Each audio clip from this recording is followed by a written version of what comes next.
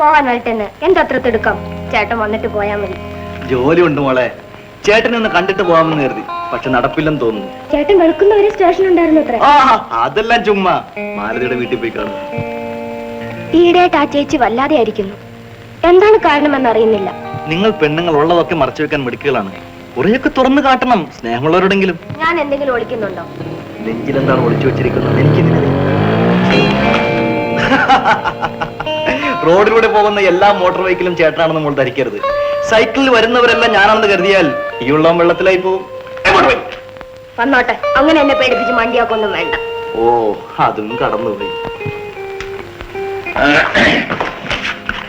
ഇരിക്കണം മിസ്റ്റർ തമ്പി.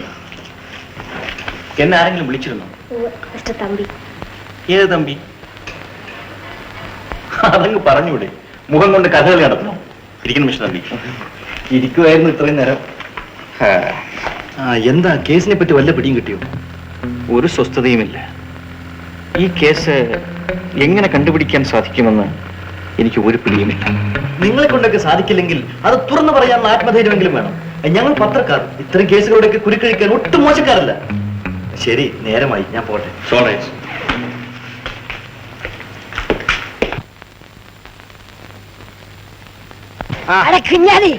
ഇന്നലത്തെ കോൾ എങ്ങനെയുണ്ട്?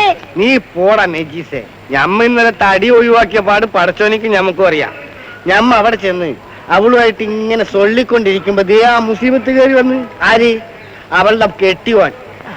അവള് മിടിക്കുകയാണ് കേട്ടോ. എന്തൊക്കെ ആയാലും വന്ന ഉടനെ തന്നെ ഞമ്മളെ പായയിൽ തീർത്ത് കട്ടിലുമുലങ്ങാട് വെച്ച്. ഇത് കഴിഞ്ഞ് അവൻ വന്ന ഉടനെ അവളെ അകത്തുനിന്ന് ഒരു കലം കൊണ്ടുവന്നിട്ട് അവനുമായിട്ട് എന്തൊക്കെയോ വർത്താനം പറഞ്ഞായിട്ടും ഈ കലം കൊണ്ടുവന്ന് അവൾ തലയിലൊക്കെ എടുക്കാൻ പറ്റി. ആ തക്കത്തിൽ ഞമ്മ ഓടി രക്ഷപ്പെട്ട. നീ ഇന്നും പോകുന്നുണ്ടോ? നീ നോക്കിക്കോ, ഞമ്മ അങ്ങനെ പിന്മടങ്ങണമെന്നൊന്നുമല്ല. ഇന്ന് അവൻ പറഞ്ഞതിന് മുമ്പ് ഞമ്മക്കും സാധിച്ചിട്ട് ഇങ്ങോട്ട് വരും. ഞമ്മ പോണ് നേരമില്ല. ബോസ്, CID ഓഫീസർ മധു നമ്മെ കണ്ടുപിടിക്കാൻ കാര്യമായി ശ്രമിക്കുന്നു. മാലതി വല്ല രഹസ്യവും അയാളോട് പറഞ്ഞിരിക്കുമോ? ഇല്ല, മലയിൽ നിന്നും ഒരു രഹസ്യവും അയാൾക്ക് കിട്ടുകയില്ല. തീർച്ച. ഏതിനും നാം ജാഗ്രതയായിരിക്കണം. ജോഫ്രി വരുന്നുണ്ട്. ഒരു പക്ഷേ അയാളിൽ നിന്നും ജോഫ്രിയെ രക്ഷിക്കേണ്ട ചുമതല ഞാൻ ലത്തീഫിനെ ഏൽപ്പിക്കുന്നു. Yes boss. ശരി, നിങ്ങൾക്ക് പോകാം.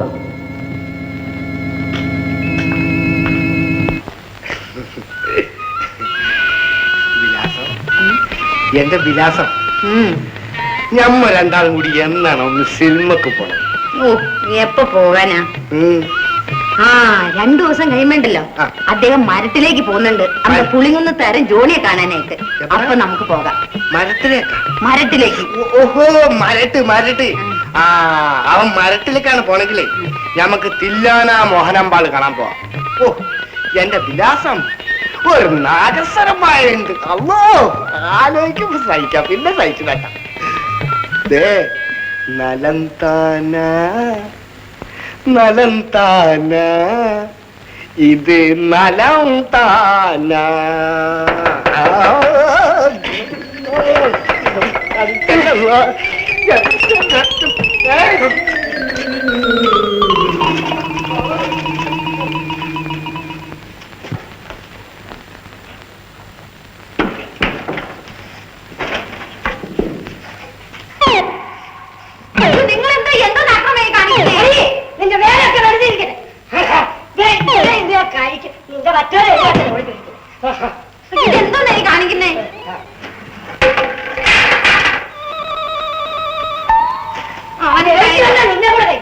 എന്നാലും നിങ്ങൾക്ക് എന്നോട് ഇങ്ങനെ പറയാൻ തോന്നിയല്ലോ.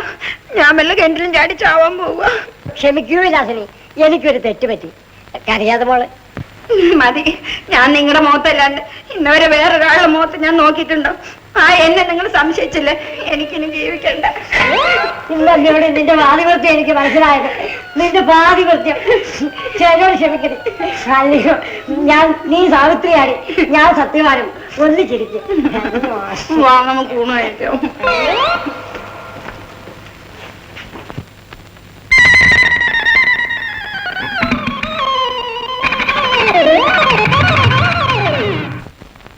പഴയ പഞ്ചായത്ത് റോഡിന് കിഴക്ക് പാടത്തിനപ്പുറത്ത് ആൾപ്പാർപ്പില്ലാത്ത മാളിക ഹോട്ടൽ റെസ്റ്റോറന്റ് ഉടമസ്ഥൻ ജോഫ്രിയുടെ വകയായിരുന്നു.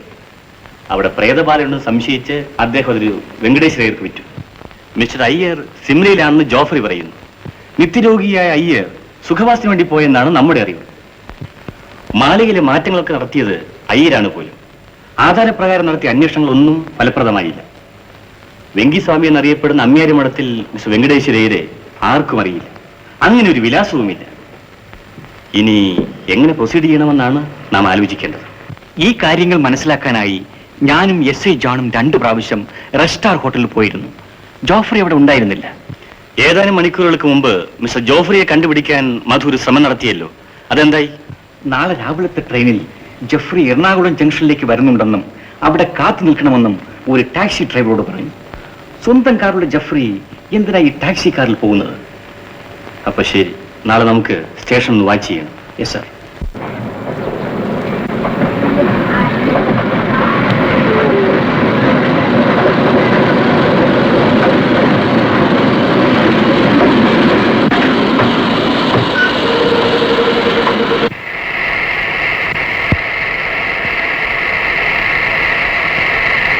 സാർ, ഇതിനകത്തുണ്ട്.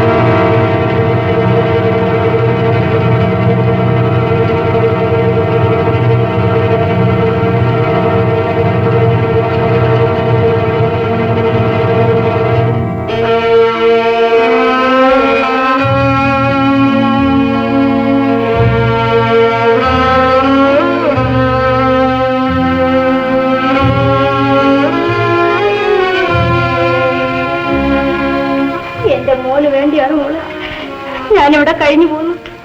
മോനോ? അതേ മോനെ. ഈ നിൽക്കുന്ന രതി അവന് ജീവനായിരുന്നു.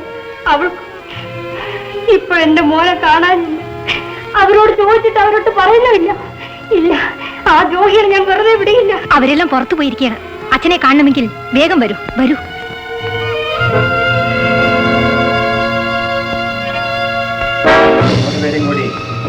എങ്ങോട്ടാണ് പോകുന്നതെന്ന് മനസ്സിലായില്ല. എന്റെ മുറിയിലേക്ക് വരൂ, പറയാം. ഞാൻ നിങ്ങളെ കാണാൻ വന്നതാണ്.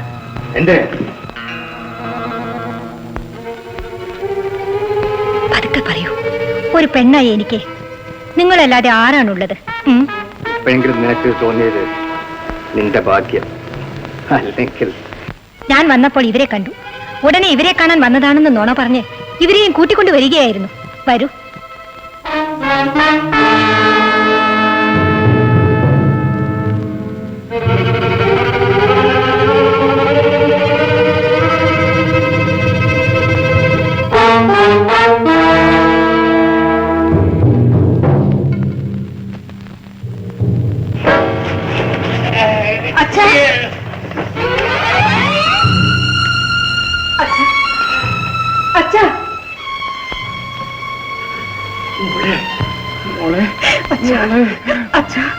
വേഗം പറയൂ, എല്ലാ രഹസ്യങ്ങളും തുറന്നു പറയൂ.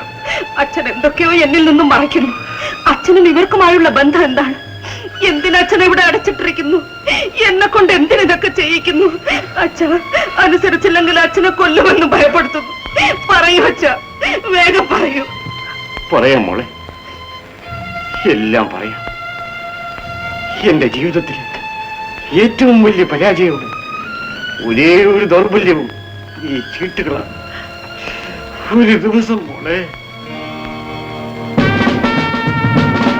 അപ്പോൾ 4060 രൂപ ഞാൻ തരണം. കള്ളം. ഞാൻ കള്ളം പറയില്ല മിസ്റ്റർ പ്രിയ. ഷട്ടപ്പ്. ശബ്ദമുണ്ടാക്കരുത്. മറ്റുള്ളവർ കേട്ടാൽ എനിക്ക് അപമാനമാണ്. വലിയ മാന്യൻ. ഷട്ടപ്പ്. ശരി, ബാക്കി വരുന്ന 1750 രൂപ ഞാൻ തരാം. കളി തുടങ്ങും. Continue the game. ഇപ്പോഴത്തും കൂടി ചേർത്ത് 15,000 രൂപയും തരണം. ഇപ്പോഴെന്ന് പറഞ്ഞാൽ ഞാൻ തോറ്റിട്ടില്ലേ? നിങ്ങളിത് വലിച്ചില്ലേ? ചോദിച്ചു നോക്കണം. നിങ്ങളെന്ത് പറയുന്നു? ശരി, സത്യത്തിന്റെ മര്യാദയ്ക്കുള്ള സ്ഥലമല്ല, എനിക്കിത് കിട്ടേണ്ടതാണ്. ഇത് ശാപം. ഞാൻ അറിഞ്ഞുകൊണ്ട് ഇത് വലിയ തെറ്റാണ്. ശരി മിസ്റ്റർ കുര്യൻ, ഞാൻ തരണം. ഇതിപ്പോൾ പണയം വെക്കണം. നിങ്ങൾ ഹിന്ദു അല്ലേ? പുരാണങ്ങൾ പഠിച്ചിട്ടില്ലേ? മിസ്റ്റർ കുര്യൻ, മകളെ പണയം വെക്കണം.